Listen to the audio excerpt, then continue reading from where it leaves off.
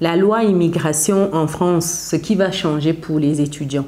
Dans cette vidéo, nous parlerons des changements qui impactent directement les étudiants. Donc, ça veut dire que si vous arrivez en France pour les études, vous êtes concerné en fait par ce volet-ci. Donc, dans cette vidéo, nous allons nous appesantir là-dessus. Mais avant ça, pour des personnes qui arrivent et qui me découvrent dans cette vidéo, je suis Chimène Nana, je suis maman, je suis entrepreneur, investisseuse et récemment auteur de ce livre.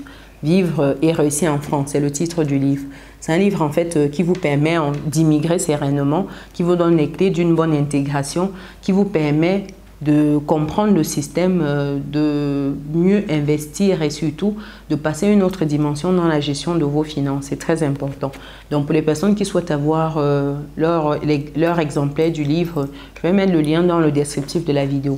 Et pour celles qui souhaitent, vous avez un groupe WhatsApp gratuit qui permet d'échanger en fait de cette thématique-là. N'hésitez pas, le lien pour y accéder, c'est dans le descriptif de cette vidéo.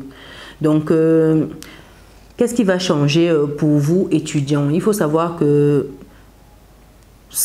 vous avez certains points. Donc, il y a le point de l'accès à l'aide sociale.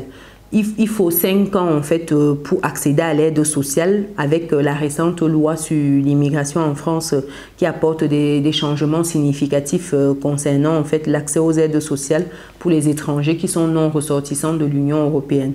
Donc cette loi stipule que pour certaines aides sociales, les étrangers doivent dorénavant justifier d'une présence de 5 ans sur le territoire. Et en termes d'aide, on parle ici par exemple de tout ce qui est APL, aide personnalisée au logement, les allocations familiales, les allocations personnalisées d'autonomie, APA.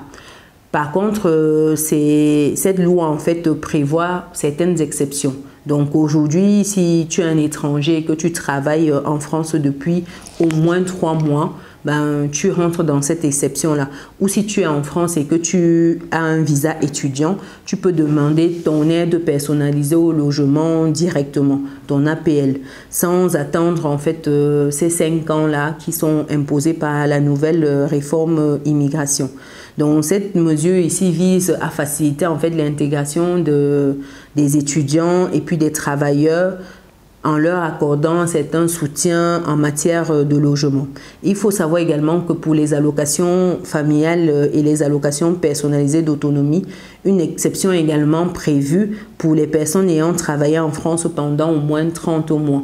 Ici, quand on dit 30 mois, on est sur 2 ans et demi. Oui, 2 ans et demi. Donc, cela permet aux travailleurs étrangers qui contribuent à l'économie de bénéficier en fait rapidement de ces aides-là, en reconnaissant ainsi leur valeur ajoutée en fait dans le système économique, le tissu économique.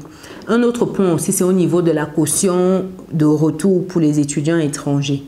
Donc, il faut savoir que la France accueille près de 400 000 étudiants étrangers. Ça, c'est les chiffres de 2021 à 2022. Et donc, avec ça, bon, forcément, la France, c'est une destination qui est prisée quand même par les étudiants en termes d'études, quoi. Et avec cette nouvelle loi qui introduit la notion de caution de retour, en fait, il faut dire que c'est une sorte de caution qui sera adaptée et puis analysée suivant certains parcours. Donc, ce n'est pas systématique, c'est vraiment en fonction des parcours. Et il faut dire que c'est vraiment quelque chose de minime et qui sera restitué à la fin. Ça veut dire que lorsque vous partez, vous rentrez chez vous, ben après vos études, ça vous est restitué. Et ce n'est pas tous les étudiants qui seront contraints en fait par cette caution en retour. Ça, c'est encore quelque chose qu'il faut regarder de près. Donc, il y a certains cas en fait qui sont concernés, pas tout le monde. Donc, il faut regarder encore, creuser dans quel cas en fait vous êtes concerné par ça. Par exemple, les personnes qui ont un certain parcours brillant, qui ont des bourses, des choses comme ça, en fait, c'est des personnes qui sont exemptées des étudiants. Donc ça encore, il faut creuser dans ce sens-là. Voilà un peu ce que je voulais partager avec vous par rapport à cette loi d'immigration concernant les étudiants. Aujourd'hui, si vous êtes étudiant, il faut savoir que vous devez prendre toutes vos dispositions, bien vous renseigner. Lorsque vous montez votre dossier. Si vous êtes déjà sur le territoire, c'est de comprendre également comment vous pouvez mieux vous intégrer au système. Pour ce faire, vous avez le livre qui vous partage justement ce cheminement-là pour bien vous intégrer et surtout progressivement atteindre votre autonomie financière. Donc le livre est disponible en cliquant sur le lien qui est disponible dans le descriptif de la vidéo. C'est très important et pour les personnes qui ne sont pas encore dans notre belle communauté, pensez à vous abonner, activer la cloche et partager autour de vous. Dites-moi, est-ce qu'aujourd'hui vous souhaitez d'autres vidéos dans ce sens-là? Est-ce que vous avez des sujets vidéo que vous voulez que je traite? N'hésitez pas à partager.